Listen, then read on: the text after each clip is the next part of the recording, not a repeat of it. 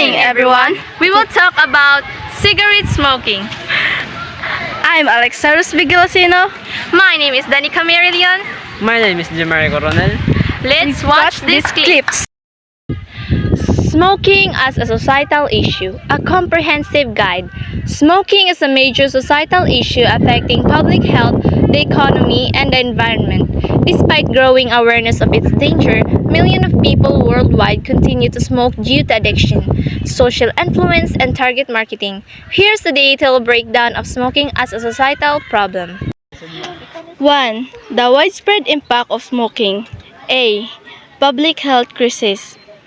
Smoking is one of the leading causes of preventable death worldwide.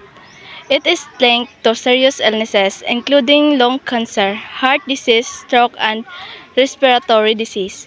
Secondhand, smoke exposure affects non-smokers, especially children and pregnant women. Smoking-related disease burden healthcare system, increasing medical costs and hospitalizations. B. Economic consequences. Governments spend billions of dollars annually to treating smoking-related illnesses. Smoking-related illnesses lead to loss of productivity due to sick days and early death.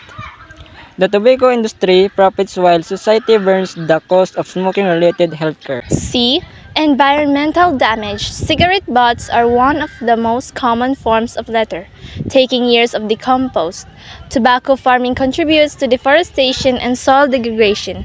Chemicals from cigarette waste pollute water sources.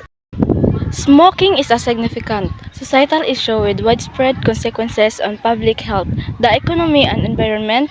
It remains a leading cause of preventable disease such as lung cancer, heart disease, and respiratory illnesses, affecting both smokers and non-smokers to secondhand.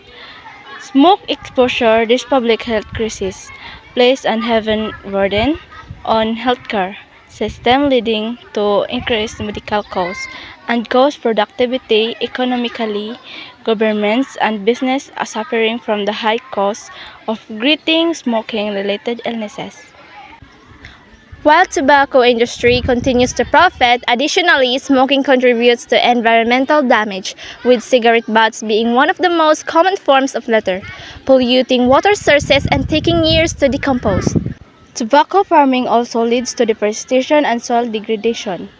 Despite growing awareness and regulation, smoking remains a presented problem due to social influence, addiction, and target marketing, making it a complex challenge for society to address.